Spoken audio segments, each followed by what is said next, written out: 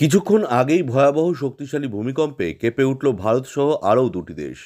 তীব্র শক্তিশালী ভূমিকম্পে কাঁপল মোট 3টি দেশের বহু এলাকা।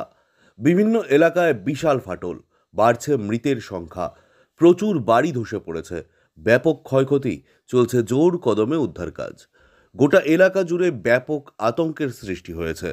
আতঙ্কে রীতিমতো ছোটাছুটি, দিশেহারা এলাকাবাসী। তবে ভয়ঙ্কর এই ভূমিকম্পটি কখন ঘটেছে, কোথায় ঘটেছে, কোন এলাকায় ঘটেছে, কতটা ক্ষয়ক্ষতি হয়েছে, কতজন আহত এবং কতজন নিহত হয়েছেন এই ভূমিকম্পের ফলে, কি জানা যাচ্ছে, কি বলছে সেখানকার প্রশাসন, জানবেন সম্পূর্ণ বিস্তারিত ভিডিওতে।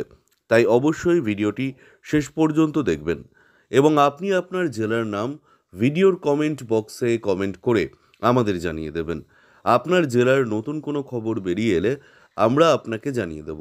একটা ছোট্ট অনুরোধ আপনার কাছে, ভিডিওটিতে একটি লাইক করবেন এবং আপনি এই চ্যানেলটিতে নতুন হলে চ্যানেলটিকে সাবস্ক্রাইব করে পাশের বেল বাটনটি বাজিয়ে দেবেন পরবর্তী খবরগুলো সবার আগে দেখার জন্য।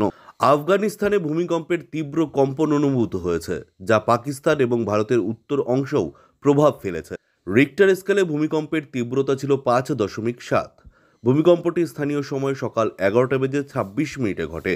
বিশেষজ্ঞরা জানিয়েছেন আফগানিস্তানের আশকাশাম এলাকায় ভূমিকম্পটি ঘটেছে, যা ভূমি থেকে 255 কিলোমিটার গভীরে সৃষ্টি হওয়ায় তার প্রভাব কিছুটা হ্রাস পেয়েছে। ভূমিকম্পের ফলে আফগানিস্তানের পাশাপাশি পাকিস্তানের খায়বার পাখতুনখাওয়া অঞ্চলে এবং ভারতের রাজধানী দিল্লিতেও কম্পন অনুভূত হয়।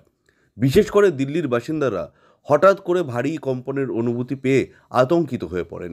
যদিও আফগানিস্তানে ভূমিকম্পের তীব্রতা উল্লেখযোগ্য ছিল, কিন্তু সেখানকার ভূগর্ভস্থ গভীরতা এবং স্থানীয় ভূপ্রকৃতির কারণে ক্ষয়ক্ষতির পরিমাণ তুলনামূলকভাবে কম হতে পারে। স্থানীয় প্রশাসন এবং উদ্ধারকারী দলগুলি এখন পরিস্থিতির পর্যবেক্ষণ এবং প্রাথমিক তথ্য সংগ্রহের কাজ শুরু করে। ক্ষয়ক্ষতির কোনো বড় আকারের রিপোর্ট এখনও পাওয়া যায়নি, তবে ভূমিকম্পের প্রভাবে নাগরিকদের নিরাপত্তা নিশ্চিত করতে সতর্কতা অবলম্বন করা হচ্ছে।